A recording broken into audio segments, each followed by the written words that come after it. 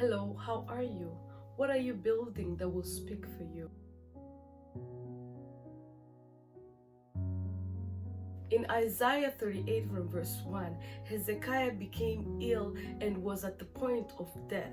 Then the Lord spoke to Isaiah to go and tell him to put his house in order because he was going to die. And then Hezekiah prayed to the Lord. Verse 3, remember, Lord, how I've worked before you faithfully and with wholehearted devotion and have done what is good in your eyes. What do you think that would happen if Ezekiel had nothing to present to the Lord? He would have died. See, our works on earth will not only make us crowned in heaven, but it also opens door for us on earth. We can always be rewarded on earth. It can also speak for us. There is another story in the Bible in Acts chapter 9 verse 36. In Joppa there was a disciple named Tabitha. In Greek, her name is Dorcas. She was always doing good, helping the poor. But in that time, if you read from the 37, in that time she became ill and she died.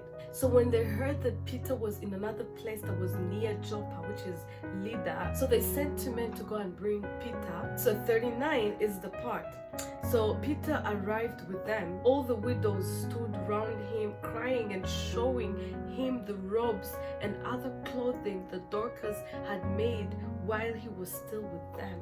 The widows were not only crying, but they were also showing the clothes that she made for them while she was still with them. And the Bible said that they were around him, they were around Peter. That is how deep it was. So in that moment, Tabitha was dead, but her good works were speaking for her, were standing for her. And remember, they were widows. It's not the aunties and the uncles and the children, no, widows. The people that are not related to her.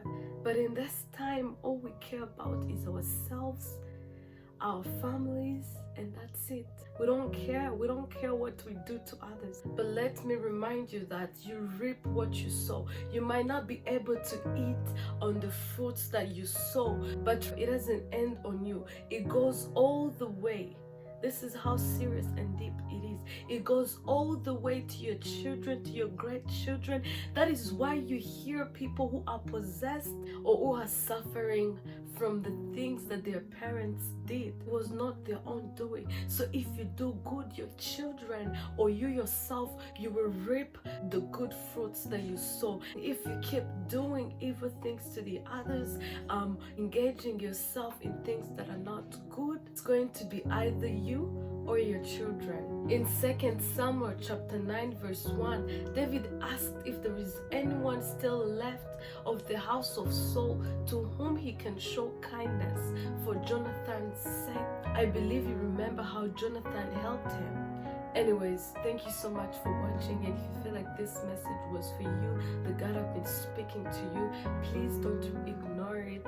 Work on it and invite the Spirit of God to help you. God bless you.